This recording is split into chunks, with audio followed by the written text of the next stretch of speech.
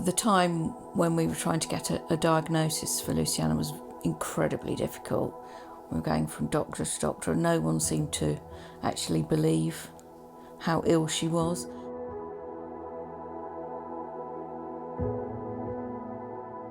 It was the summer just before I turned 15. I started noticing a lot of increased breathlessness, body aches and chest pain, chest tightness, tachycardia.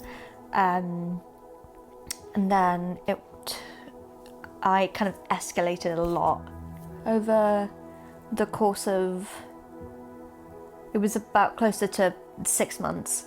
I had about 30 medical appointments and 10 different doctors, most of which dismissed all of my symptoms. There was a lot of me begging to be listened to and people not caring enough,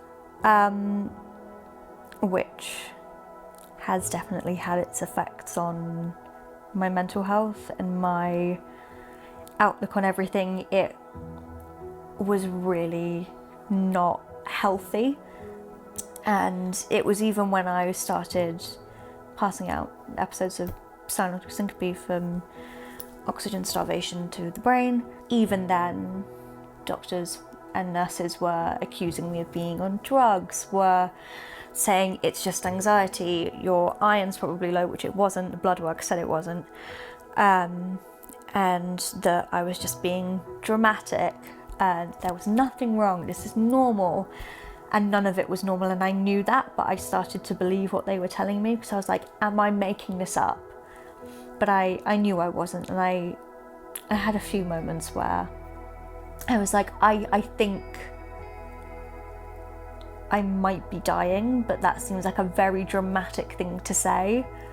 And then it got confirmed when I was at the Brompton, and I remember the consultant there, after I got diagnosed and I had a CT and passed out a couple of times, they said to my parents, we can't let her leave hospital without treatment, because if she goes without treatment she will die, and she will die soon.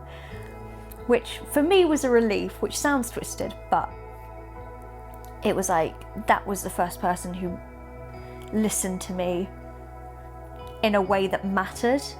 When we finally got an appointment in London and we went and she was given the official diagnosis of pulmonary hypertension, we found it very difficult to actually believe that she'd got this horrendous disease. So part of us was relieved because we knew that someone was listening to us and believing us, and there was a reason why she'd been so unwell.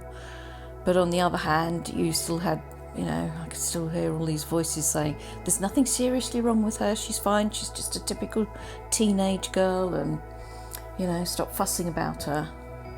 Which is what I was told time and time again at our local hospital. I mean, there's a thing that doctors are told in medical school, which is if you hear hooves in the hallway, think horse, not zebra, which is think of the common before you think of the rare. Yes, but in certain cases you do need to think about the rare things as well, but not enough doctors know, not enough nurses know about rare conditions, and we suffer as a consequence of that. We should be learning from these dreadful experiences. So many people have a terrible time. It takes months and months, if not years, to get a diagnosis.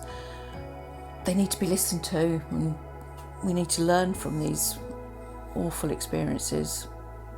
The fact that it took so long for someone to listen to me, I got sicker and sicker and sicker, to the point where when I was diagnosed, I had to be started on IV medication immediately, because I could have died without it, and very nearly did. And that was definitely something that was said by my specialist team at Great Ormond Street to me and to my parents was, you might not make it, because of the damage to your body, because of how long I went without treatment. I absolutely feel if Luciana had been diagnosed earlier, the damage to her body would not have been as severe and the treatment would have been far more effective.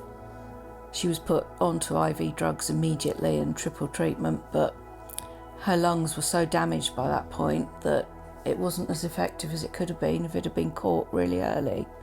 And that's a terrible thing to come to terms with. If I could sum up my diagnosis journey in one word, it would be unbelievable.